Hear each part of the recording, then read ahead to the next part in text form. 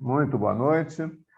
Sejam bem-vindos aqui ao nosso ambiente virtual da Rep Pharma, para aqueles que ainda não conhecem o curso, que são os convidados para o evento.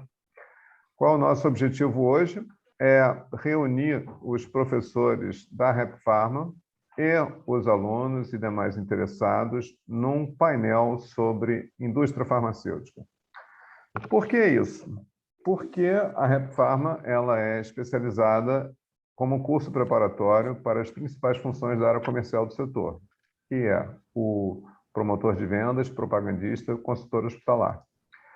A gente, no final do ano passado, realizou esse evento, não, foi no início do ano, chamado Panorama da Indústria Farmacêutica, e foi um tremendo sucesso, porque a gente reuniu mais ou menos esse grupo, era um pouco menor, ele foi ampliado durante esse ano, e com o mesmo tema. A gente queria, então, conversar sobre o que aconteceu no setor e também traçar as perspectivas daqui para frente.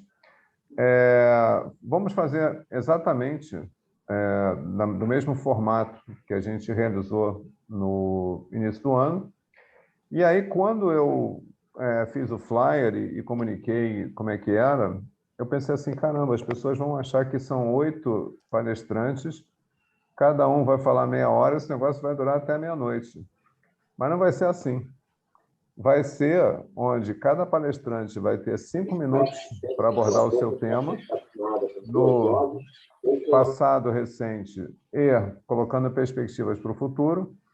E eu espero concluir esse evento, no máximo, até 8 horas. Então, por isso, vai ser um evento bastante dinâmico. Quem tiver perguntas para fazer, por favor, encaminha pelo chat para mim.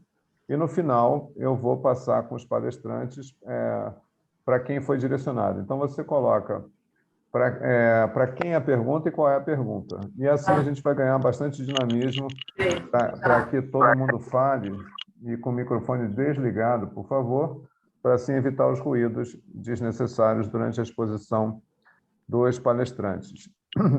A minha atuação hoje é como moderador, mas eu não resisto à tentação de colocar algumas informações para vocês, até para esquentar o debate também, junto com os palestrantes, a respeito do mercado como um todo, né? O que aconteceu no primeiro semestre desse ano? Eu tenho aqui os dados até maio, e de janeiro a maio, o setor, a indústria farmacêutica cresceu 14% neste ano, comparado ao mesmo período do ano passado. Mas quando a gente pega 12 meses, e aí a Janina sabe o que é MAT, né, que são os últimos 12 meses, o crescimento do setor é mais impressionante ainda, dá 16,6%. Alguém sabe setor que cresce 16% ainda numa pandemia que não se resolveu, que a gente está dentro de uma segunda onda que começou a partir de março, estourou em abril? Esse setor continua extremamente pujante e mostrando toda a sua capacidade de aceleração, mesmo num período ainda difícil. Outro dado também bastante legal para compartilhar com vocês é que o varejo farmacêutico faturou pela primeira vez na sua história 100 bilhões de reais nos últimos 12 meses. Ultrapassou essa marca, 100 bi. E esse crescimento também está sendo motivado pelas farmácias independentes, em detrimento das redes, que continuam sofrendo falta de gente nos shoppings, falta de gente no centro da cidade, e as deliveries também estão crescendo bastante. Por último, da minha fala, ainda no meu tempo de 5 minutos iniciais, projeção do close-up para 2021, né, total do ano. Projeção de crescimento de 11% no total, repetindo o ano passado, que foi um ano de pandemia. Portanto, que perspectivas do setor atual, realidade do setor atual, crescimento, manutenção desse crescimento num patamar mais baixo, até porque está comparando com uma base muito ruim, que foi o primeiro semestre do ano passado, mas realmente quem quiser atuar nessa indústria farmacêutica é uma perspectiva de crescimento contínuo, e é isso que eu falo para os alunos. Eu estou há 35 anos no setor, Mauro está um pouco mais, e a gente nunca viu um ano vender menos medicamento do que um ano anterior. Portanto, está dito o que eu queria como introdução. Vou passar já para o primeiro palestrante da noite, que é o Alexandre, que pediu para ser o primeiro, porque ele tem um compromisso na sequência. Alexandre, fala um pouco para a gente do mercado de dermocosmético, o que aconteceu no primeiro semestre desse ano e com a sua visão para até o final do ano. O que vai acontecer? Isso, joia. Primeiro de tudo, né? Obrigado, André, por ter me convidado para estar aqui com vocês. Obrigado a cada uma de vocês, cada um de vocês. É muita gente bonita aqui na tela. E gente bonita se trata, se cuida.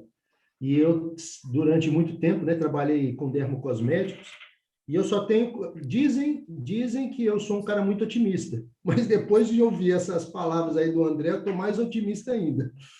Porque se o mercado de indústria farmacêutica cresceu 14%, eu tenho até aqui algumas anotações mostrando que o Brasil hoje já é, no mundo, o quarto maior mercado de beleza. Só atrás aí de Estados Unidos, China, Japão. E prevenção e sensação de bem-estar é o que as pessoas estão querendo hoje, tratando com dermocosméticos.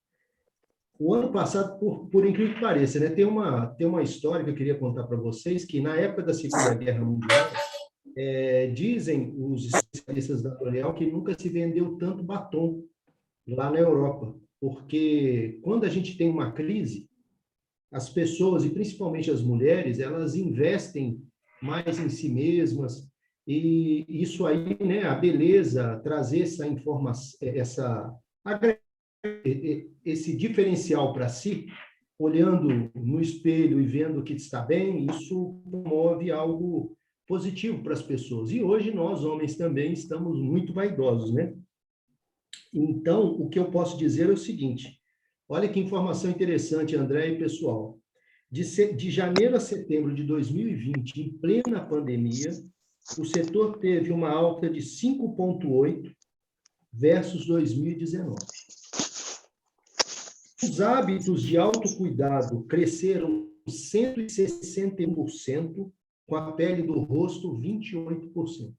Então, eu imagino que entre vocês aí que estão aqui participando comigo, né, desse momento, vocês devem ter escolhido algum produto diferenciado que na época, antes da Covid, vocês não usavam, né? Então, eu acredito que, né, principalmente agora nesse período que a pandemia está deixando a nossa pele ainda mais seca, então os hidratantes estão sendo muito lançados, alguns hidratantes. Então, o mercado está bem movimentado. Eu quero o mercado de pele sensível, algo que não existia até então, e agora a gente percebe que existe esse mercado de pele sensível. E o mercado de trabalho, né? Eu estou falando do mercado de dermo, mas e o mercado de trabalho? O que eu posso dizer é o seguinte, visitadores médicos, eles continuarão existindo, porque é através deles que a indústria farmacêutica leva essas informações, né? Principalmente por ele, leva as informações dos produtos para os dermatologistas, para os outros médicos. Mas eu queria chamar a atenção de vocês para o visitador de farmácia. Nunca foi tão importante ter o produto certo, no lugar certo, com o treinamento certo da dermoconsultora falando da sua linha. Então, eu converso com os meus amigos, meus colegas da indústria farmacêutica que trabalham com dermocosmético. Esse é um mercado que está crescendo muito. E o visitador de farmácia hoje, ele é um visitador médico, né? Vamos dizer que ele tem e ele precisa ter características e competências, né? Muito parecidas do visitador da indústria farmacêutica. Por quê? Porque ele tem de levar muita informação, porque a dermoconsultora, cada vez mais, ela está mais entendida no assunto, e o pessoal, né, os farmacêuticos e as farmacêuticas também, e todo mundo hoje na farmácia entende um pouco sobre isso, né? E vamos pensar numa situação. Muitas das vezes a pessoa chega querendo apenas um sabonete. Se você tem um sabonete que custa R$70 e um outro que custa R$19, você tem de ter uma informação muito boa para passar para que o valor agregado desse sabonete de R$ 79, ele valha esse investimento desse cliente que está entrando na farmácia ou está comprando na internet. Então, é muito importante que o visitador de farmácia, tanto quanto o visitador do médico, seja bem treinado e saiba treinar. Então, comunicação é fundamental e comunicação assertiva mais ainda. Ficou alguma dúvida? Vocês querem fazer alguma pergunta sobre essa questão aí do que aconteceu no primeiro semestre? Ou eu posso falar das perspectivas? Pode falar das perspectivas, Alexandre, em 1 minuto. Nossa, mas que isso, é? Então, agora a gente vai entrar numa hora perfeita para cada um de vocês. Eu estou vendo aqui que em breve muitos verei aí no mercado. Por quê? Existe uma ferramenta hoje no RH chamada Ninebox. Então, durante o ano, o representante ou o profissional, ele é avaliado. E sendo avaliado, ele é colocado numa casinha lá desse Ninebox. Então, hoje, mais do que nunca, vai haver uma maior rotatividade dos profissionais. Até setembro, eles fazem as análises. Aqueles que, infelizmente, não atingiram os objetivos que a empresa desejava para ele naquele período, eles serão convidados a sair. E novos colaboradores virão. Então, vamos imaginar que temos aí em torno de 15 bons laboratórios de dermocosméticos no mercado. Se cada laboratório fazer o desligamento de 2 colaboradores, são 30 vagas, 30 oportunidades. Além do que, nós não podemos esquecer que as novas áreas, tem laboratório que está crescendo, está querendo chegar em regiões onde ainda não existe o dermocosmético. Enfim, estou muito, mas muito otimista mesmo, que cada um de vocês que estão aqui comigo, né, conosco aqui nesse encontro, poderão ter a chance de trabalhar com dermocosmético em 2022. Esses processos acontecerão a partir de setembro, então se preparem, porque essa oportunidade pode passar e passar uma vez só, né? Então não perca essa oportunidade. Beleza? Beleza. Valeu, Alexandre. Obrigado. Uma salva de palmas muito para o obrigado. Alexandre.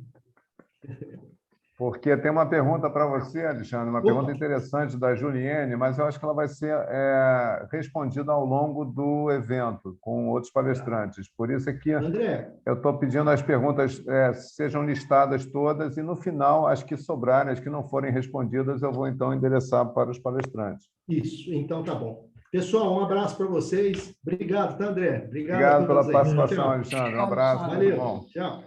Ok, pessoal, vamos dar sequência, então, agora com a nossa querida Patrícia Dias, falando sobre recrutamento e seleção. Patrícia, primeiro semestre e perspectivas, o que você acha? Em primeiro lugar, pessoal, muito boa noite aos alunos. A gente não tem ex-alunos, a gente tem para sempre alunos. E para vocês também que se interessaram aí por assistir, né, essa live. O Alexandre roubou um montão de fala minha, um montão de coisas que ia falar, o Alexandre meio que adiantou aí para vocês. A gente teve um ano de 2020 realmente muito delicado, o mundo inteiro sofreu as consequências aí desse momento, né, delicado que a gente está vivendo. E é interessante que muitas empresas que tinham, digamos, em 2019, uma previsão de novos recrutamentos em 2020, seguraram a onda, ninguém sabia exatamente, né, o que ia acontecer. E o que a gente percebeu é que quando chegou assim em fevereiro, em março, várias empresas voltaram a fazer recrutamento, várias empresas voltaram a organizar, digamos assim, a logística, né, dos processos seletivos. Então, nós tivemos vários alunos que foram contratados neste período. Existe uma previsão aí, lógico, aos poucos as coisas, digamos, né, está retornando, enfim. E existe uma previsão de que muitas e muitas vagas vão pintar, até porque tiveram lançamentos, precisam aumentar realmente a força de vendas e precisa de pessoas, colaboradores, para poder representar a empresa. Então, foi 6 meses, que não foram 6 meses igual aos outros anos, digamos assim, mas está voltando aí aos poucos essa retomada. E aí, eu resolvi, André, separar aqui em pequenos tópicos esse bate-papo com vocês. Vamos falar um pouquinho sobre os desafios. Uma coisa interessante, pessoal, tem uma palavra que não pode realmente existir no dia a dia de vocês, nesse objetivo de vocês de se tornarem representantes, é o amadorismo.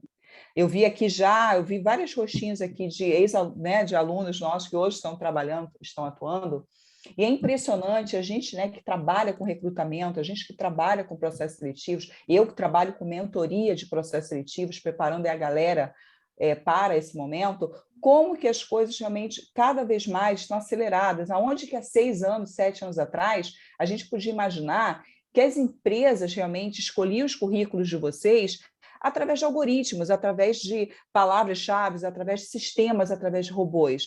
Qual é a nossa ideia? Bom, tem lá a pessoa que vai separar o currículo, opa, essa aqui tem a ver, essa aqui... Não!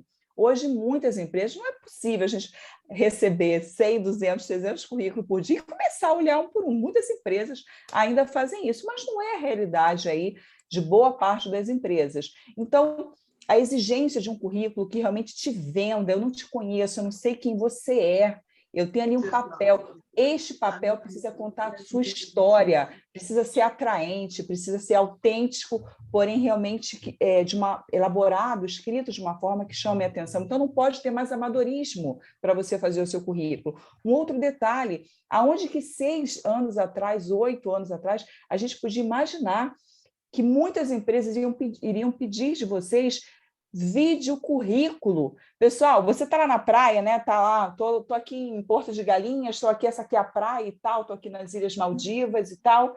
Vi que muita gente riu aí, vai ver que já foi para Ilhas Maldivas já, hein? Mas você gravar um vídeo informal lá com seus amigos é uma coisa. Só que vídeo currículo é um vídeo onde você vai ter lá 1 minuto, 1 minuto e meio, para você falar quem é você, por que você está interessado naquela oportunidade, o que você enxerga de atraente na empresa. Então, tem as manhas, existem os detalhes. Como que a gente também podia imaginar que hoje estariam sendo aplicados testes online para verificar traços da sua personalidade, do seu comportamento? Será que você é uma pessoa mais ressabiada, mais centrada? Será que você é uma pessoa desconfiada, estrategista, de planejamento? Será que você tem uma liderança muito explícita? Quem é você mediante uma situação difícil que pode acontecer dentro de uma empresa que envolve ética? Ou seja, não pode ter mais amadorismo. O mercado, principalmente de medicamentos, laboratórios, é um mercado muito sofisticado. É isso mesmo que vocês escutam, proporciona, enfim, a possibilidade de uma carreira muito bacana, de benefícios atraentes. Agora, pessoal, é aquela história, ônus e bônus. Bônus é tudo que vocês vão conquistar quando vocês conquistam a vaga. Agora, os ônus são as exigências, são as exigências. Então, hoje um candidato ele não pode chegar no processo seletivo bom, não pode. Ele tem que chegar excelente. Ele tem que chegar realmente, como o Alexandre bem comentou, uma comunicação assertiva, ele tem que se apegar a emocionar os recrutadores, a realmente responderem o que eles querem. Então, isso que hoje nós fazemos. A Rap Pharma hoje, quem já foi nosso aluno, né, quem já terminou sabe muito bem disso, a gente tem uma preocupação em preparar vocês em relação ao entender sobre o mercado, entender sobre a função, a profissão do representante, entender sobre o momento da visitação médica, para que você possa chegar no processo seletivo e demonstrar que você tem potencial, que você já é um representante. E outra preocupação nossa é a questão comportamental, de realmente preparar vocês para que vocês possam chegar no processo seletivo com mais segurança, com mais autoconfiança. A gente dá todo esse suporte, até emocional, acompanhando, né, André, as etapas de vocês. Então, pessoal, em resumo, para fechar aqui, é um mercado fantástico, é um mercado que vai realmente corresponder às muitas expectativas de vocês, mas hoje não pode ter amadorismo. Se empenhem, façam um curso, aprendam sobre o mercado, aprendam como vocês podem, talvez, chegar lá no processo e ser diferente num momento onde muitos vão chegar iguais. É isso que a gente faz, fazer com que vocês façam a diferença lá no processo seletivo. A vaga vai ter que ser de alguém. Valeu, Tá Patrícia. Seja de vocês. Palmas tá bom? para ela. Boa sorte a todos. E se deixar, a Patrícia vai embora. Não é Jeane, não é Heloísa, não é Débora. Eu vou ficando, né, Paty? Não vai, não. Porque agora... Oi, Jéssica, boa noite, tudo bem? Não falei contigo ainda. Tudo ótimo, André, tudo ótimo. Boa noite a todos. Jéssica, boa noite. Legal, Olá. Jéssica, obrigado pela presença. E aí eu escolhi Jéssica, para quem não conhece o curso, né, ele funciona como uma faculdade, onde cada professor é responsável por uma disciplina dentro de 2 grandes módulos, né? Então, o módulo RH é composto pela Patrícia e pela Jéssica, e depois a gente entra no módulo de mercado e propaganda médica. Jéssica, eu escolhi liderança para você, apesar no curso você falar sobre inteligência emocional, mas uma coisa acaba ligada para outra, porque esse ano ainda a gente não chegou no novo normal, né? Está difícil ainda a gente voltar para o escritório, ter a nossa vida e tal. Ainda tem uma parte como office, uma parte está voltando, a insegurança está muito generalizada. Como é que você vê a questão da liderança nesse primeiro semestre e até o final do ano? Perfeito, perfeito. Boa noite a todos. Eu gostei muito desse tema. Bom, tudo que o Alexandre falou, que a Patrícia falou e que eu vou falar, eu amo. Então, são temas que a gente ama falar. E aí, dando continuidade, eu acho que um pouquinho no que o Alexandre falou, no que a Patrícia brilhantemente trouxe aqui, quando a gente fala de liderança, quando a gente fala do mercado farmacêutico, né, eu trouxe alguns pontos importantes, né, que hoje a gente tem no mercado farmacêutico, aconteceu no primeiro semestre e teve um avanço muito por conta da pandemia, que são as questões de reestruturação, que eu acho que a Patrícia trouxe, o Alexandre trouxe também. O laboratório ele aproveita muito esses momentos para renovar e inovar a sua força de vendas e os seus jobs, as suas posições. Além disso, a gente também foi claro aqui um aquecimento de mercado muito importante. Então, o que estava meio estagnado ano passado, nesse primeiro semestre, ele começou a tomar um rumo bastante acelerado. A consolidação do modelo híbrido, isso tem muito a ver com a liderança, André, e todo o time que está aqui, porque, assim, o desafio da liderança tem sido em como se tornar atrativo como gestor, né, e como desenvolvedor de pessoas num modelo diferente.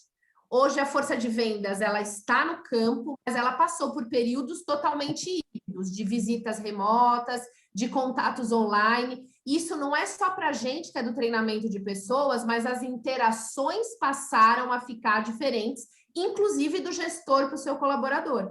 Então, como que você torna um coaching de desenvolvimento para a sua equipe atrativo à distância? Né? Então, isso consolidou e tem formado líderes bastante expressivos nesse primeiro semestre. E uma coisa que eu queria trazer para cá, André, com relação à liderança, e também não só para todo mundo que está aqui e já fez o curso e ainda, né, e continua sendo nosso aluno, é a questão comportamental. Hoje, né, a Patrícia trouxe muito a questão da gente ser diferente, de trazer uma questão da gente não ser amador, enfim, e isso tem muito a ver com a questão de comportamento que o líder impulsiona numa equipe, né? Então, hoje, os comportamentos, eles mudaram completamente. E aí, dando continuidade para o próximo semestre e para tudo que a gente está vendo, trazendo para a questão de comportamento, hoje, eu falo muito nos meus atendimentos, eu falo muito para a minha equipe, a cultura do high-tech e do high-touch. O que é isso, né? O quanto você é high-tech, o quanto você é bom nos seus skills, nas suas competências, no que você sabe fazer, mas o quanto você se conecta com as pessoas, né? Então, quando a gente fala do conceito high-touch, é a conexão, é trazer o contato, né? Que a liderança faz com que a equipe desenvolva isso com seus clientes, com seus médicos, entre a liderança, mas isso é um comportamento imprescindível dos próximos 10 anos, né? Então, quando a gente fala de conexões, as pessoas estão buscando cada vez mais o high-touch no meio do high-tech. Então, isso é uma coisa muito importante para trazer. Outra coisa, eu estava essa semana eu marquei você, André, eu estava fazendo uma especialização em inteligência emocional, um curso novo que a gente está fazendo para a liderança da companhia. E aí, o facilitador mostrou um vídeo trazendo a questão da substituição humana pelas máquinas, a questão da tecnologia, o avanço da tecnologia, o quanto que a gente se adapta a isso. E quando ele voltou para a sala, ele fez uma pergunta para as pessoas, dizendo qual que é a sensação que vocês têm? E a maioria das pessoas disse ansiedade, desespero, né? Eu vou ser substituído, como que vai ser? E eu lembro que eu falei que a minha sensação é um mar de oportunidade.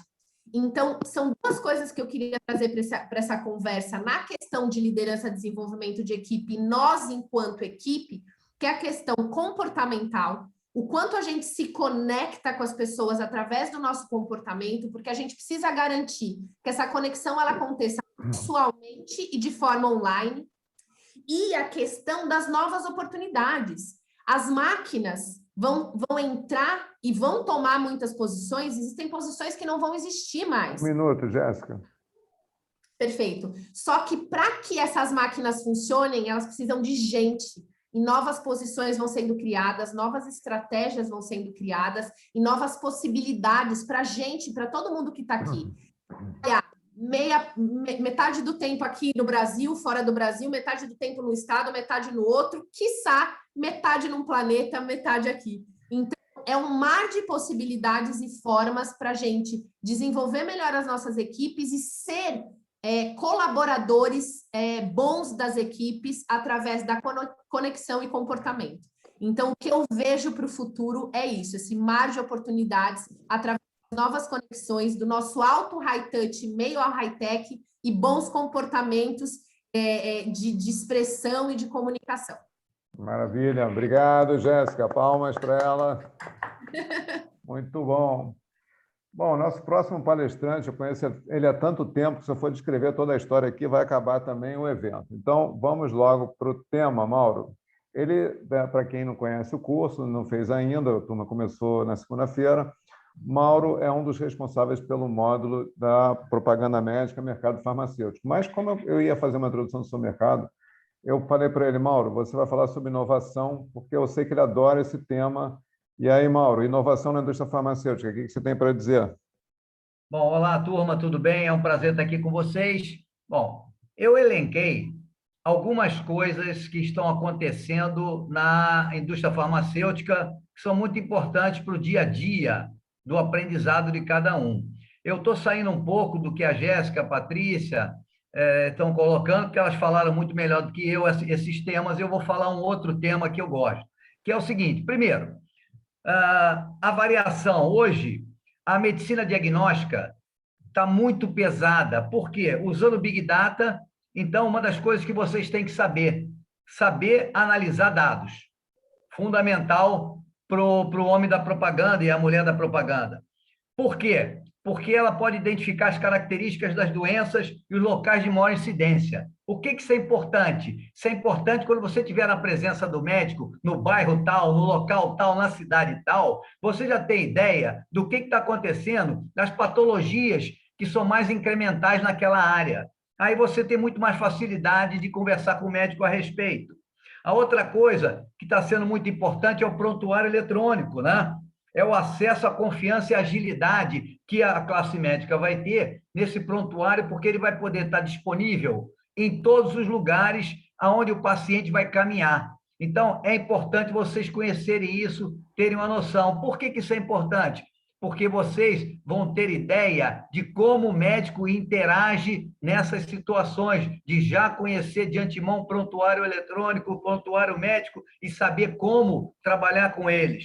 A outra coisa que está acontecendo muito rapidamente são os dispositivos wearables, que são as tecnologias que atuam diretamente no paciente. Por exemplo, pulseiras eletrônicas, né? E são os medidores. É muito importante que a gente saiba o que está acontecendo, como é que esse paciente está vendo a tecnologia e como é que ele interage com ela. Por quê? Porque isso vai dar mais argumentação e diálogo para você conversar perante a classe médica. Vai mostrar que você é um propagandista up-to-date, ou seja, que está muito acima da média do mercado. Um outro ponto é estudo da compatibilização dessas tecnologias que eu te falei, que é de pulseiras eletrônicas, com os medicamentos que vocês estão proporcionando. Então, como é que isso interage? De que forma os dois podem ter acesso, medicamento e tecnologia, para ajudar o médico a ter mais confiança e credibilidade naquilo que você está falando, nos medicamentos que você está oferecendo. Um outro ponto interessante é a questão do atendimento virtual e presencial do médico. Uma coisa importante, tem muito discurso a respeito. Entretanto, quando a gente fala do atendimento virtual e presencial do médico ao paciente, Não se esqueçam que tipo de paciente, qual é o público-alvo? Você tem pacientes de 25 a 45 que estão mais têm mais acesso à tecnologia, mas de 45 anos em diante tem muito mais dificuldades e ainda não está completamente absorto com as tecnologias. Então, ainda existe muita resistência do paciente no teleatendimento. Um outro ponto são os biomarcadores de doenças, são mecanismos moleculares para serem testados com novas patologias. Isso é importante você conhecer, saber como é que os medicamentos estão evoluindo, né? Um outro ponto interessante, e isso é uma tendência, já falando de tendência, é o crescimento, né, da importância do farmacêutico na farmácia. Alguns países, Canadá, Itália, França, Portugal, tem no farmacêutico, e os países do Oriente Médio, principalmente, tem no farmacêutico muito mais importância do que o próprio médico. Tem determinados medicamentos que você lá não faz propaganda para o médico, faz para o farmacêutico. Então, próxima tendência é a importância do farmacêutico. Por quê? Porque o varejo hoje, a farmácia, ela é um local de atenção e assistência farmacêutica. E se isso é verdade, e se nós vamos crescer nessa área, o farmacêutico vai ser vital na dispensação da medicação. Então, é importante que você também possa ter acesso não só ao médico, mas ao farmacêutico, que é uma outra forma de abordagem, mas é importante. A outra coisa interessante, eu não sei nem se vocês, professores, também estão tomando conhecimento, é a questão da prescrição médica nos OTCs. Por quê? Porque com a pressão do submercado querendo comercializar os produtos OTCs, as classes médicas, CRM, CRF e várias outras entidades estão forçando para que os medicamentos OTC possam voltar a ter prescrição, ou seja, você não pode comprar uma vitamina, um melhoral, simplesmente porque pegou da prateleira, mas ter prescrição. Para quê? Para brecar a entrada do submercado. E por quê? Porque a farmácia é o único mercado brasileiro monopolista integralmente, assim como a Petrobras. Então, são esses mecanismos que a gente tem que conhecer. Outra coisa são os robôs, né? A entrada dos robôs, por exemplo, em todo o trabalho da dispensação, não só na área pública, mas também no varejo farmacêutico. Agora, o robô, ele trabalha nos estoques. Então, fica muito mais fácil você saber se tem ou não ruptura. Por que é isso importante para vocês? Porque vocês não podem fazer um contato com o médico sem saber se o teu produto está lá direitinho no ponto de venda. Por quê? Se ele prescrever para o paciente e chegar lá, o produto não está lá, o que acontece? Você se queima perante o médico. Então, são pontos importantes. A outra coisa que vem crescendo demais é a farmacogenética. O que é farmacogenética? É produtos feitos, por exemplo, específicos para a raça negra. Porque cada raça tem um desenvolvimento. Então, os laboratórios já estão personalizando os medicamentos para a raça, para a idade, para uma série de categorias diferenciadas. Então, é importante vocês já começarem a fazer pesquisa em cima disso. E, para finalizar, o que eu posso dizer? Hoje, o binômio médico e farmacêutico, fundamental para a propaganda médica, tá? Vai chegar um ponto que você vai falar com o médico, mas o médico vai falar com o farmacêutico vai falar com o médico, como existe na Europa, né? Você prescreve um produto, chega lá, o farmacêutico vai falar, olha, aquele médico não está muito bom, não. Você está falando isso para mim aqui? Deixa eu ligar para ele, deixa eu passar um e-mail para ele, deixa eu passar um zap para o teu médico para conversar com ele. Por quê? Porque esse medicamento tem contraindicação, e tem isso, tem aquilo. Então, é importante o binômio hoje, farmacêutico e médico, para trabalhar. Ok? Valeu, então, Mauro. Vocês vão continuar sobrevivendo ainda há bom tempo como representante, mas pensem maior, pensem em chegar na diretoria. Beijo. Valeu. Bom, então, falando de carreira, a próxima convidada, palestrante, é a Débora Maran, que eu vi carreira deslanchar. Essa eu vi realmente, mas ela não vai contar a história dela hoje, senão o tempo vai acabar também. Débora, treinamento, o que você conta? Ao microfone. Abri o microfone, estava fechado. Então, pessoal, É um prazer estar aqui com vocês, né? Estou aqui também assistindo a aula dos meus colegas e para mim isso é sempre importante, um momento de atualização, de confraternização. O que eu tenho para falar para vocês sobre treinamento? Quer dizer, no primeiro semestre desse ano, né, que se encerrou aí na semana passada, a área de treinamento, ela absorveu, adaptou-se, absorveu, adquiriu, implementou e vem inovando, incrementando cada vez mais em conteúdos objetivos, em ferramentas, plataformas eletrônicas, todas aquelas reuniões presenciais, ciclo, convenção, lançamento de produtos, tudo isso, ele ganhou um formato novo, um formato mais objetivo e remoto. Tudo isso com recursos que, nossa, hoje tem empresas que investem nessa capacitação, com o palestrante à distância, com a visualização de todo o ambiente de treinamento remoto, decorado, informativo, interativo, e o tempo, que é um recurso cada vez mais escasso dentro das nossas rotinas e dentro da rotina do representante, ele se tornou assim, um desafio para a área de treinamento, fazer com que este representante seja cada vez mais produtivo no momento que ele tem o contato lá com o médico. O médico, por sua vez, também mudou o seu comportamento. Ele não tem mais aquele tempo todo disponível para você abrir uma literatura, desenrolar, desenvolver a literatura, mas você é capacitado a transmitir essa informação para ele de forma muito objetiva e, obviamente, seguindo as técnicas de venda, porque essas não mudam nunca, começando sempre pelo tema de interesse desse médico. Mas, quando a gente olha toda essa transformação que a indústria trouxe, passou, né, por conta da pandemia, o que eu digo para vocês que a gente leva para o segundo semestre? Todas essas ferramentas remotas. É o curso de novos remoto, é a capacitação por videoaulas, avaliações, testes, doses de conhecimento tornaram-se assim, se intensificaram na rotina do representante. Ele recebe diariamente uma informação, é um tiro curto, que ele precisa passar isso durante o dia, né, na comunicação com o médico. Ele precisa ter a capacidade de absorver rapidamente qual é a principal dúvida desse médico. Ele precisa interagir, agregar com esse médico num tempo cada vez mais curto. As visitas virtuais, elas tomaram outra proporção e elas já começam no segundo semestre a ganhar o quê? Uma área própria, dedicada à visita remota.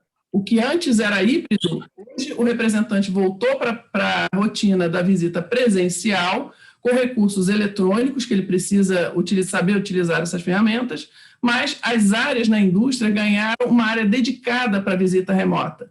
E uma estratégia também diferenciada. A visita remota, ela não substitui a visita do representante, ela complementa a visita desse representante.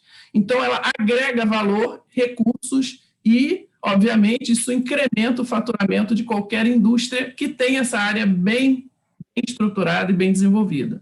As convenções, diferente do primeiro semestre, já para o segundo semestre, começam a ganhar a atenção das indústrias com a possibilidade de realizar o quê? Convenções presenciais. Isso é do ser humano. A gente sabe que nada substitui o olho no olho. E hoje, com a população com um nível de imunização já bem maior, bem impactante, muitas indústrias já começam a pensar em fazer o quê? Justamente retomar esse contato pessoal, porque isso tem muito a ver com o que a Jéssica aqui falou, que é o comportamento humano, aquela coisa de você se reunir, de troca, de solidariedade, de nós estamos aqui por um objetivo comum, que, obviamente, as ferramentas remotas são incríveis, mas elas não substituem isso. Mas para você que está querendo ingressar na indústria, todas essas ferramentas o treinamento vai te dar, tá? Vai passar para você, todas elas, vai ensinar, vai capacitar. Mas tem uma coisa que nem o seu gestor, nem qualquer indústria vai passar para você, que é a sua atitude. O que você quer dentro da indústria? O que você está buscando aqui dentro? E o quão adaptável você é à cultura da empresa que você escolheu ingressar. Isso é um ponto muito importante, porque às vezes as pessoas entram para a indústria pensando que é tudo a mesma caixinha. Não é. Você entra, você precisa entender que cultura é essa dessa empresa, somar a sua capacitação e fazer a diferença no resultado que a empresa espera de você. Né? Então, isso é muito, muito importante. Quer dizer, você aprende habilidades, né? Você tem condição, é o chá, que a gente costuma dizer, né? Vem lá, conhecimento, habilidades e atitudes. Então, o chá do representante, as competências, as habilidades, você vai desenvolver, vai implementar, vai adquirir, mas a atitude vai fazer toda a diferença no momento que você estiver com o seu pé dentro da empresa que você vai representar. Isso, independente de primeiro semestre, segundo semestre, para o resto da sua vida, você precisa estar atento a isso dentro da empresa que você vai representar. Então, eu acho que as mudanças, na verdade, já começam a surgir dentro da estrutura da empresa, com áreas mais dedicadas a uma visão virtual, uma comunicação cada vez mais objetiva e não deixa de ser técnica, mas o grande responsável por fazer o resultado, isso com a capacitação que você vai receber pela área de treinamento, é você. É você que lá diante do médico vai fazer essa... minuto, Débora. Começando pelo principal tema de interesse dele. Já acabou? Valeu, obrigado. Olha, valeu, Débora, muito obrigado. E você tocou num ponto que eu tenho que fazer momento comercial. Para quem não conhece o curso Rap Pharma, ele tem um material didático composto por um livro e apostila, e dentro desse livro, o capítulo 6, que é um capítulo central, é justamente sobre o conceito de competências do representante, que envolve o chá, e um dos elementos é a atitude, que Débora mencionou. Acabou o comercial. A próxima palestrante é a Camila. Camila Cirieira Abreu, para quem é da turma que começou na segunda-feira, Camila estará com vocês amanhã durante 1h30, falando sobre o tema que hoje ela vai resumir em 5 minutos. Camila, pesquisa clínica. Já está valendo. Desafios de 5 minutos, André. Boa noite a todos. Obrigada pelo convite. É um prazer, pessoal, estar aqui falando com vocês. Realmente é um tema bastante extenso, né? Acho que amanhã, quem estiver aí na turma que começou essa semana, a gente vai ter um tempinho melhor para poder discutir esse tema. Ensaios clínicos, estudos clínicos, acho que nunca se falou tanto em estudos, né, como ultimamente, desde iniciou a pandemia, né, estudos de fase 1, fase 2, fase 3, né, se a Anvisa aprovou, não aprovou, depois do fase 3 teve o registro. Então, tudo isso faz parte, né, de um longo, demorado, custoso processo de desenvolvimento de um medicamento, de uma vacina. Né, para a gente colocar um medicamento, uma vacina no mercado, a gente tem que avaliar a qualidade, é um tripé: qualidade, segurança e eficácia. E a segurança e a eficácia são por meio de estudos, né? Primeiro estudos em animais e depois em estudos em seres humanos, que são os estudos clínicos. E o que a gente vê, né, mesmo com a pandemia, a importância desses estudos e principalmente a qualidade deles, né? Não é desenvolver de qualquer forma, a gente tem uma metodologia, tem que ser uma metodologia validada, cientificamente validado, o número de tamanho amostral, a forma que foi feita, né, para a gente realmente chegar num resultado real, um resultado, né, que realmente demonstre o efeito daquela droga, né? E quando a gente fala de pandemia, né, eu busquei também alguns dados, né? Então, até o momento, a Anvisa, né, já aprovou 102 estudos clínicos relacionados à Covid-19. E se a gente for ver na maior base de dados de registros de estudos clínicos, né, que é o clinicaltrials.gov, porque todos os estudos clínicos eles têm que ser registrados, isso faz parte, né, da transparência científica. Tem mais de 6 mil estudos registrados nessa base de dados. Então, isso que é de 1 ano e meio para cá. Então, realmente tem se estudado bastante, tem se falado bastante, e vendo realmente essa importância. E a indústria farmacêutica, né, gente, como um todo, ela vive de colocar medicamentos novos, né, de inovação. Um setor que vive de inovação. Então, e com isso, os estudos clínicos, eles são essenciais, como eu falei, para a gente colocar um produto no mercado, comercializar um medicamento, né, ele tem que ter sua eficácia e segurança comprovada. Então, é uma área, assim, que só cresce dentro da indústria farmacêutica.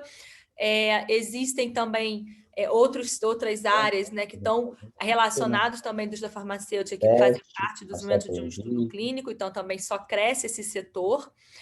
A gente viu bastante contratações nessa época, né, principalmente da Covid-19, onde muitos estudos estão sendo feitos. E a importância, né? E por que o representante ele tem que entender de estudos clínicos, né? Acho que foi como a Débora mencionou. Hoje, muitos médicos eles não estão, às vezes, tendo tempo, né, de estar se atualizando constantemente, e vocês, como representantes, vocês vão levar esses estudos, vocês vão atualizar, né, os profissionais de saúde com as melhores evidências, com as últimas evidências. Então, os estudos que as empresas que vocês vão trabalhar que desenvolveram, vocês vão levar esses estudos para os médicos, então vocês têm que entender um pouco, né, como é que esse estudo foi feito, né, qual é a metodologia, porque isso o médico pergunta. Foi um estudo placebo controlado? Foi um estudo duplo cego? Né, existem uns nomes, né, uma sopa de letrinhas aí, né, que é do mundo da pesquisa clínica, no mundo científico, e vocês vão lidar com isso, né, com certeza. Nos treinamentos também vocês vão ver muito isso. Então, é muito importante que vocês entendam, né, um pouco desse mundo da pesquisa clínica para poder debater com o médico, né? Debater com o profissional de saúde, quando ele pergunta, né, mas qual foi o estudo que foi feito? Você tem esse estudo, né, esse tipo de estudo? Então, vocês têm que entender. Então, o que eu vejo, né, hoje, né, nesse primeiro semestre, realmente são muitos estudos conduzidos, né, principalmente relacionado à Covid-19, muito tem se falado sobre isso. A tendência, sim, é crescer esse mercado dentro da indústria. Não é uma área que vai se acabar, porque a gente precisa fazer estudos para registrar os medicamentos. E, com certeza, essa relação, esse entendimento, né, junto com os representantes, ela é muito importante. Então, durante a minha aula, espero aí poder conversar um pouco melhor com vocês sobre isso, sobre esse tema, e a gente poder, então, debater com mais profundidade essa relação entre a pesquisa clínica e o trabalho do representante na indústria farmacêutica. Valeu, Camila, obrigado. E dentro dos 5 minutos. 5 minutos cravados, olha aqui, ó, que coisa isso, maravilhosa. Nota 10, nota 10.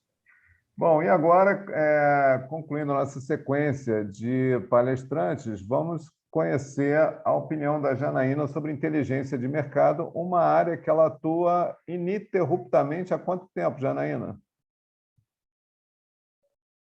Nossa, André, eu não sei nem se eu vou falar para não entregar a idade, porque tem bastante tempo que eu estou na indústria e falando sobre inteligência comercial, inteligência de mercado. Tem um tempinho aí que a gente fala e que a gente estuda, né, esse universo aí dos números e das tendências da indústria farmacêutica.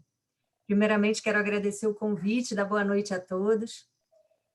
Alguns colegas já adiantaram um pouquinho, já deram um pouco de spoiler, né, de como está aí o cenário da indústria farmacêutica nesse primeiro semestre. Vou trazer um pouquinho para vocês de alguns números e de tendências e do que aconteceu, afinal de contas, nesse primeiro semestre. A gente sabe que o cenário farmacêutico mudou muito, né, durante a pandemia. As farmácias independentes, as associativistas, eles ganharam destaque e aumentaram muito a sua participação em frente às redes, como você comentou no início, André. Isso pela adequação da população ao cenário da pandemia. Boa parte das pessoas passaram a comprar mais próximo da sua residência, o que fortaleceu muito as independentes e associativistas, porque fez com que elas melhorassem o mix de produtos, né, de dentro da farmácia. Muitas linhas de produto tiveram uma queda exponencial, como, por exemplo, a classe de antibióticos, a classe de trato respiratório, porque as pessoas ficaram mais em casa, elas evitaram a circulação, as crianças pararam de ir para as escolas. Então, olhando o primeiro semestre de 2021, onde, apesar de ainda estarmos na pandemia, as restrições mudaram, né, como alguns colegas também já falaram, e a propaganda presencial voltou em quase todo o país. E o mercado voltou a crescer em todos os segmentos. Em valores no primeiro semestre de 2021, a gente vê um crescimento do mercado farmacêutico de 19% em valores frente ao ano passado. Todos os canais de venda demonstraram crescimento, mas as redes ainda não recuperaram a sua participação que elas tinham lá antes do período pré-Covid. E, em geral, o crescimento dos medicamentos se deu pelo preço, né? Quando a gente fala de driver de crescimento, foi muito mais pelo preço do que pelo volume ou pelos lançamentos. No canal farmácia, os medicamentos genéricos e os não medicamentos, eles impulsionaram muito o crescimento total. O genérico se explica muito pela condição econômica da população, e os não medicamentos apresentaram crescimento em diversas linhas, mas com destaque muito alto para cuidado com a pele, com o rosto, com 38% de crescimento nesse período, e os polivitamínicos, que também tiveram um crescimento bem alto de 32%. E além de alguns outros produtos agora de sazonalidade maior no inverno. Ano passado a gente teve todos falaram que praticamente a gente não teve inverno, o que, em compensação, agora ele veio de forma muito mais rigorosa, né? Já no canal hospitalar, os medicamentos de marcas e os exclusivos, eles fazem 76% das vendas, porque nesse canal o que impulsionou o crescimento foram as clínicas e os hospitais privados. Em relação à área digital, que alguns colegas também já falaram, a Débora falou bem, a gente vê que ele continua sendo e vai continuar sendo uma realidade, né? Muitas vezes hoje já num canal completamente restrito e exclusivo, como a Débora falou, dedicado à área digital, mas em comparação ao ano passado, esse primeiro semestre, tanto as visitas dos representantes quanto as consultas online, bem como a compra no delivery virtual, eles tiveram uma retração, porque a vida ainda não no normal, mas já vem melhorando com a imunização das pessoas e as pessoas voltando às ruas a frequentar trabalho, a frequentar outros lugares. E aí, falando de perspectiva para o ano inteiro, o mercado estima um crescimento do ano fechado em valores de 11% frente ao ano passado. E onde os produtos de prescrição eles vão ser o grande driver de crescimento aí. E também, sem esquecer dos produtos que são ligados ao tratamento de Covid, que vão também, junto aos produtos de prescrição, impulsionar esse crescimento, como oxímetro, testes de Covid, máscaras e muitos outros produtos que estão relacionados ao Covid. Os laboratórios que tiveram a possibilidade de aproveitarem essa oportunidade, né, de entrarem nesse mercado relacionado à Covid, eles tiveram grandes oportunidades de crescimento, de negócio, e a gente vê que esses produtos, essa linha de produto vai impulsionar, junto com os produtos de prescrição, esse crescimento aí que se espera de 11%.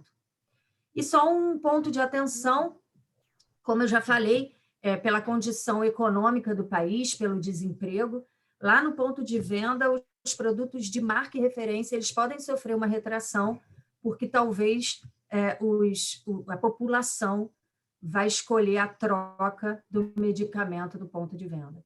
Então, a gente continua vendo aí um crescimento do mercado da indústria farmacêutica, a gente espera bastante que a vida volte cada vez mais ao normal, talvez não exista mais o normal que existia lá atrás, né? Porque as coisas se transformaram, principalmente no mundo digital e na forma de tratamento de várias terapias, mas a gente espera que o crescimento continue de uma forma saudável aí para o mundo inteiro que está passando por esse período. Maravilha, Janaína. Obrigado. Palmas para a Janaína.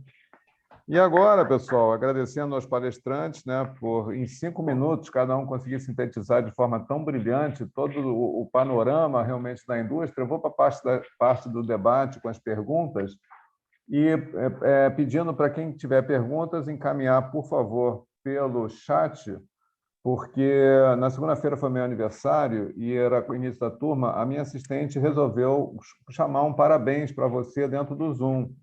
foi o parabéns mais caótico que eu já ouvi na minha vida, porque pelo delay de cada um falando, cantando ao mesmo tempo, era uma confusão completa. Eu estava torcendo parabéns acabar o mais rápido possível, porque eu estava agoniado já com essa coisa dos tempos, né, do fora de compasso. Então, por isso que eu vou pedir para evitar de 50, 49 pessoas perguntarem ao mesmo tempo, por favor, se direcionar pelo chat, porque já tem aqui a primeira pergunta da Juliene, uma pergunta interessante, pertinente, foi feita ao Alexandre, mas o Alexandre não está mais, em função do compromisso que ele já tinha previamente agendado. Eu vou passar essa pergunta para a Janaína, que gosta de falar de mercado. E a pergunta da Juliene é o seguinte: Janaína, está aí ainda ou foi jantar? Não, estou aqui. Tá bom. Janaína, é o seguinte, a Juliene pergunta se o mercado de venda direta impacta de que maneira no varejo, já que houve um crescimento significativo durante a pandemia. O mercado de venda direta, eu gostaria de entender o que ela quer dizer com venda direta. Se for delivery, né? Ou venda pela internet. Eu acho que, na verdade, é o contrário. Talvez seja venda indireta. A Juliane está aí. Deixa eu abrir para a Juliane esclarecer.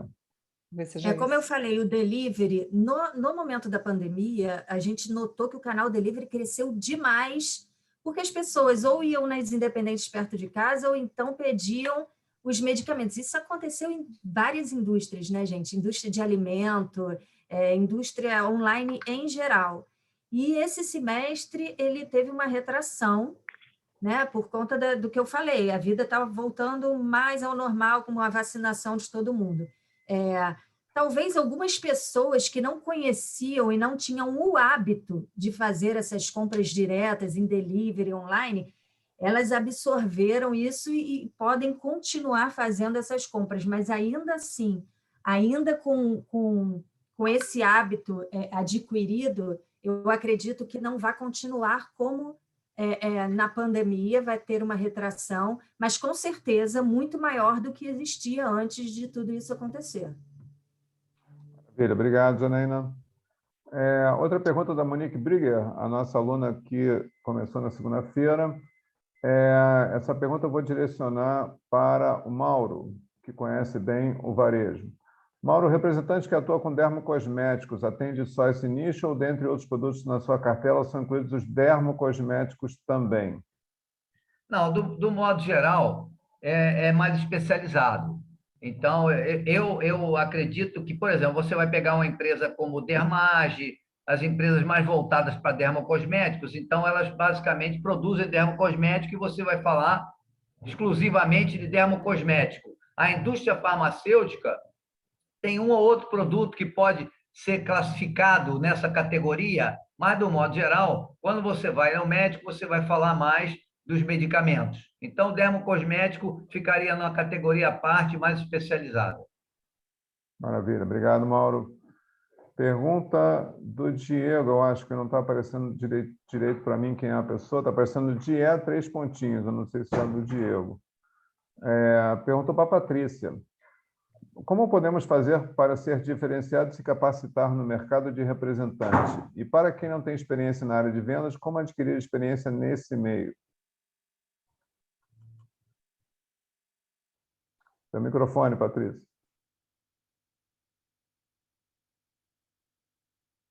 Oi, André. Ele perguntou sobre como que você pode se diferenciar, não é isso? Isso, se capacitar no mercado de representante. Tá. Quem perguntou, André? Acho que é o Diego, não está aparecendo o nome inteiro para mim aqui. Não, tudo bem. É o seguinte, pessoal, olha só. Hoje é impossível você imaginar buscar uma oportunidade no mercado tão sofisticado como a indústria farmacêutica sem realmente você ter uma capacitação muito, muito grande, muito grande. Hoje você se diferencia quando você aprende, por exemplo, a usar a sua comunicação a seu favor, ou seja, falar bem, muita gente fala, se expressar bem, muita gente se expressa. Agora, como que você pode realmente ter uma maneira de falar, uma comunicação, como a gente fala, né, persuasiva, para que você possa impactar positivamente, muito rapidamente, os recrutadores? Então, quando você aprende as manhas, quando você aprende a como você colocar a voz em determinado momento, olhar em determinado momento, como você pode utilizar o gestual digamos assim, passar mais credibilidade, você acaba chamando mais atenção. O olhar do recrutador sobre você acaba, sim, sendo muito mais... ele olha diferente, não adianta porque o recrutador vai olhar você como uma pessoa diferente. Uma outra coisa também é a questão, assim, quanto mais você entender, você, por exemplo, é área comercial, beleza, mas quanto mais você entender sobre inteligência de mercado, marketing farmacêutico, quanto mais você entender sobre PDV, né? Ou seja, quanto mais você ter uma visão mais macro das coisas, isso tudo, lá no momento do recrutamento, os recrutadores vão perceber que você não ficou só preso ali à visitação médica, doutor, muito bom dia, boa tarde, eu sou a Patrícia de Laboratório Happy Pharma, não, ele vai perceber que você traz algo que você, digamos assim, enxerga além do óbvio. Então, são apenas algumas questões que podem realmente te diferenciar em relação aos outros candidatos. Qual foi a tua pergunta, André? Que ele fez a outra pergunta eu vou responder. Ninguém perguntou nada para mim, mas essa eu quero responder. Porque, para quem não tem experiência na área de vendas, como podemos adquirir experiência nesse meio? Aí eu vou falar meu depoimento pessoal. Eu entrei na indústria farmacêutica pela área financeira. Não tinha experiência com marketing farmacêutico. Quando surgiu uma vaga de gerente de produtos, o Mauro estava lá, o Mauro viu eu sendo promovido para essa função. Desenvolvi carreira no marketing farmacêutico, chegou uma hora que eu cansei de promover medicamentos e inventei de ser professor, mas eu não tinha experiência de sala de aula. Da primeira vez que eu entrei, eu suava tanto que a camisa ficou encharcada, de nervoso, porque eu me perguntava o que eu estou fazendo ali. Será que essa turma vai gostar do meu conteúdo que eu tenho para apresentar? Eu nunca falei para aluno, eu só falo para rap da indústria. E o que eu estou fazendo aqui? Só que eu gostei. E assim eu fui, e por isso que vocês estão me ouvindo falar sobre isso. Mais uma questão. Levanta a mão quem já fez transição de carreira uma vez na vida. Quem começou num rumo e foi para o outro lado. Tá. Então, isso vai ser cada vez mais... Aí, vários estão levantando agora. E como esse evento tem perspectivas do futuro, vocês acham que a transição de carreira vai ser mais comum daqui para frente ou vai ser evento raríssimo, né? A pessoa aprender um ofício e segue com ele para o resto da vida. Vai ser assim, pessoal? Então, por isso, Diego, agora eu consegui ver o nome dele direito, a única forma de você adquirir experiência numa área que você não tem é metendo as caras. Mas a indústria farmacêutica não é só experiência em vendas também, só isso não. Eles aceitam atendimento a clientes. E isso abre uma outra área também de atuação. Aí você fala, pô, mas eu sou administrativo, eu sou contador, eu sou burocrático. Meu amigo, vai à luta. Vai seguir o teu propósito, o teu sonho, teu caminho é esse. Vai vender qualquer coisa e vai adquirir experiência no final de semana. Um dia eu comprei um apartamento e precisava fazer dinheiro extra. Fui ser guia turístico aos finais de semana, mostrando locais do Rio de Janeiro que eu não conhecia direito. Só que com o tempo você vai aprendendo e uma hora já é o suficiente para entrar um dinheiro extra. Foi mais ou menos assim. Já conto essa história direito. Bom, é melhor não, melhor esquecer. Outra pergunta. Comentários, elogios. Obrigado, Luísa, pela participação. Comentário. Tem aqui pergunta da Patrícia Vasconcelos. Patrícia Vasconcelos é nossa aluna, nota 10, muito querida. Qual o tamanho para Patrícia? Qual o tamanho da importância do autoconhecimento? Só que eu vou direcionar ela para a Jéssica, deixar a Patrícia descansar um pouco. Jéssica, qual o tamanho da importância do autoconhecimento para o preparo dos processos seletivos em encarreiramento? O que você acha do autoconhecimento? Bom, eu sou suspeita para falar, porque eu estou junto com a Patrícia nesse tema, né? O meu tema no curso é inteligência emocional, e quando a gente fala de inteligência emocional, a gente fala automaticamente de autoconhecimento. Eu costumo dizer uma coisa, a gente só controla aquilo que a gente conhece. Então, controlar, gerenciar os teus sentimentos e as tuas frustrações nesse caminho é extremamente importante. Porque vocês estão aqui, muitos já estão na indústria, mas a grande maioria tentando ingressar. E aqueles que estão vão desenvolver carreira, assim como a gente que tem os nossos objetivos e que quer crescer. Só que nesse caminho existem frustrações, né? Existem momentos que você está ali no quase para entrar na indústria, no quase para ser promovido, no quase para chegar num desafio, e você não consegue. E é exatamente esse momento do autoconhecimento e da inteligência emocional que vai fazer diferença na caminhada que você vai traçar para superar esse obstáculo ou essa não conformidade. Então, assim, se aquilo não saiu do jeito que você queria, para você continuar melhor, porque hoje a gente fala não mais de resiliência, mas a gente fala de antifragilidade, que é o fato de você voltar depois de uma pressão muito melhor do que você começou, a capacidade de autoconhecimento. Nunca se fez tão importante esse autoconhecimento com o advento de pandemia, com toda a comunicação que a gente está tendo híbrida e remota, enfim, mais do que importante, né, André? Mais do que importante. Patrícia, pergunta fantástica. E aí, Patrícia, agora a Patrícia Vasconcelos ainda perguntando para a Patrícia. Tem um elenco de perguntas para você, Patrícia, por isso que eu direcionei para a Jéssica. O André, desculpa, posso só complementar um pouquinho a fala maravilhosa da Jéssica, bem rapidinho?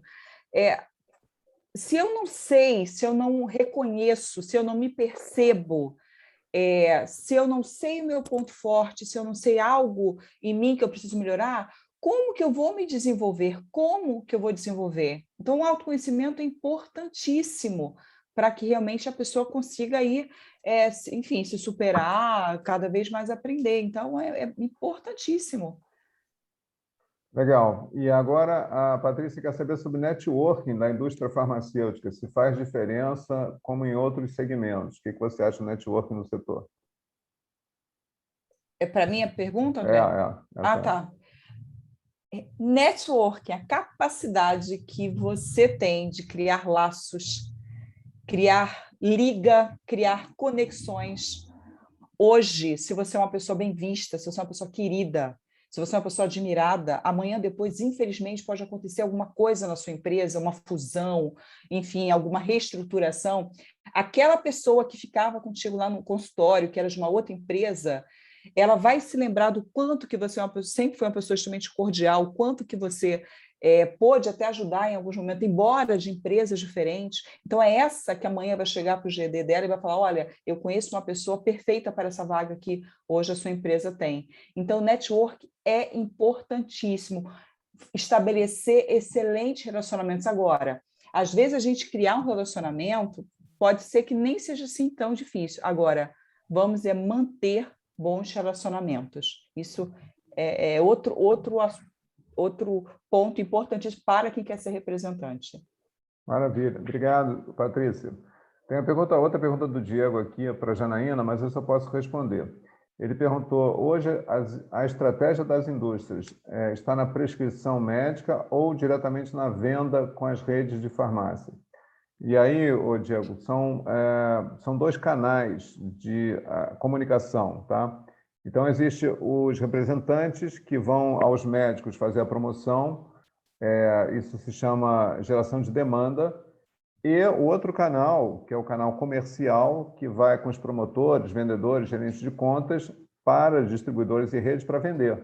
Então, entende que um grupo de pessoas, dentro da mesma empresa, tá? Um grupo de pessoas está fazendo promoção para o médico, e o outro está vendendo para redes e distribuidores. Tá? Então, não é ou um ou outro, é os dois ao mesmo tempo.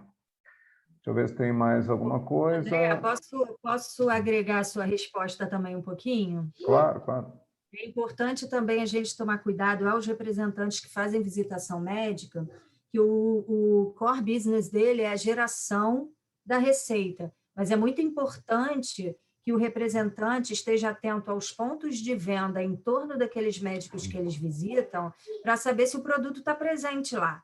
Ainda que seja para falar com essa equipe que trata diretamente do ponto de venda, o comercial, mas é muito importante que o representante esteja certo de que no ponto de venda tem a presença do produto que o médico está prescrevendo, porque senão a prescrição dele não vira demanda. Isso aí, beleza, bem colocado. Uma pergunta do Lauro para a Jéssica. O RH aqui está monopolizando, né? Mas é sempre assim. Jéssica, pergunta do Lauro. Jéssica, como é vista uma pergunta transparente em uma empresa? Uma pessoa transparente, né? É uma pergunta bem interessante, Lauro. A indústria farmacêutica sempre teve um padrão. Ela sempre teve um padrão de comportamento, ela sempre teve um padrão e uma diretiva que foi sempre seguido. Inclusive, a gente tem empresas de dress code, enfim, que sempre se importaram muito com isso. Hoje, a palavra que eu te respondo, que eu falo disso muito abertamente, é a tendência para a humanização. Então, cada vez mais as companhias estão buscando, quando eu falei do high touch, da questão de você se conectar, eu estou falando dessa questão de humanização. Então, na verdade, por conta dos padrões, nunca foi tão bem visto você ser muito transparente. Você tinha que se encaixar.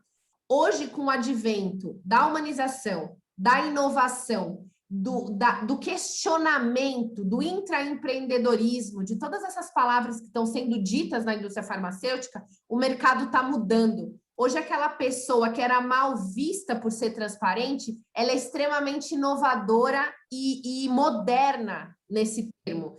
Então, claro, nós estamos dentro de uma corporação, a gente tem hierarquia, a gente tem cultura, a gente tem uma série de coisas que a gente precisa se adaptar e entender essa raiz da empresa. Mas a transparência, ela está cada vez mais caminhando junto com a humanização. A gente não é robô, a gente não tem aquela história de deixar os meus problemas de casa para fora e entrar na empresa e pensar só na empresa. Nós somos um só. Então, a partir disso, a gente é bem visto quando a gente brilha o olho, quando a gente se emociona, quando a gente está ali junto com o rap, ou quando o rap está recebendo, por exemplo, uma motivação e um reconhecimento junto com a família. Isso é extremamente high touch, extremamente transparente. É uma tendência que eu, particularmente, adoro e acho que faz com que a humanidade seja muito melhor. Obrigado, Jéssica. E tem uma pergunta aqui da Patrícia Vasconcelos, que eu acabei deixando passar, mas agora revi que ela está aqui. Pergunta como é que estão os movimentos 40 mais, 50 mais de diversidade etária. Essa eu quero responder, porque a L'Oréal, né, nos convidou para fazer aquele projeto maravilhoso de transformação com jovens pretos, com o objetivo de capacitá-los dentro do curso de formação de representante regular, normal, no sentido de absorver esse pessoal. Por quê? O setor farmacêutico é conservador, sempre foi. E a tendência da indústria é pegar uma pessoa com excelente formação, a determinada faixa etária, com um perfil de aparência de que, preferência, tem estudado também em Harvard, Massachusetts, a pós-graduação, até 35 anos. É claro que esse profissional não existe, então ela tem que se virar com o que ela tem. Mas começa a aparecer um outro movimento no sentido de, peraí, vamos interromper o ciclo de miséria e pobreza dentro da favela? Quem são as pessoas com alto potencial que a gente possa investir e, a partir daí, absorver? E foi exatamente isso que a L'Oréal fez no primeiro trimestre desse ano, que foi, e já começou a absorver gente lá de dentro. Daiane é um exemplo de sucesso lá de Niterói. Outros estão na fila também, aguardando a oportunidade da vaga. E a própria Profarma, no início do ano passado, decidiu contratar gente acima de 40 anos para a empresa e grande parte desse pessoal continua lá. Quer dizer, o movimento de diversidade já está em andamento. O mundo mudou. Antigamente, tatuagem não entrava em lugar nenhum na indústria, não entrava no exército, não entrava na polícia. E se eles se mantivessem essa rigorosidade, não ia ter gente para servir, não ia ter gente também na indústria, porque qual jovem que não tem tatuagem hoje? Portanto, que esses são movimentos, são tendências que, na verdade, é realidade já. E ou a indústria começa a relaxar esses dress codes super rigorosos, a questão de não ter barba, sabe? Coisas que já não se aplica mais. É claro que um representante com a piercing gigante no nariz, esse ainda não via. Mas eu já vi de legging atuando na Cinelândia, no centro da cidade. Aí também é outro extremo, né? Agora, é um novo mundo, pessoal. É um mundo que está pintando por aí, cada vez mais diferente, onde esse conservadorismo vai ter que ceder à nova realidade. Bom, se não tiver mais nenhuma pergunta, por enquanto, William... Opa, tem uma pergunta aqui. Pergunta legal do William aí. Quais as informações mais relevantes que a inteligência de mercado pode fornecer ao REP para uma boa pré-visita? Olha isso. Está no capítulo 11 do livro, hein, William? Mas vamos deixar a Janaína dar o recado dela. Pré-visita, inteligência de mercado. Então, na pré-visita de um representante, né, antes dele entrar no médico, é muito importante que ele consiga ver as informações relevantes antes de desenhar sua estratégia para o médico. Então, o que vem da inteligência de mercado? O mais importante para o médico, para a pré-visita, é a auditoria de prescrição. Através das informações de auditoria de prescrição, você consegue saber se ele está prescrevendo o seu produto, se ele está dando preferência aos produtos do seu mercado, e através de vários períodos diferentes, de trimestre, de acumulado do ano, de um ano inteiro, um móvel como mate, e aí você entende qual é a preferência e o perfil prescritivo daquele médico, e ainda se, com o passar do tempo, o seu trabalho está sendo efetivo ou não, ganhando e conquistando as prescrições dele.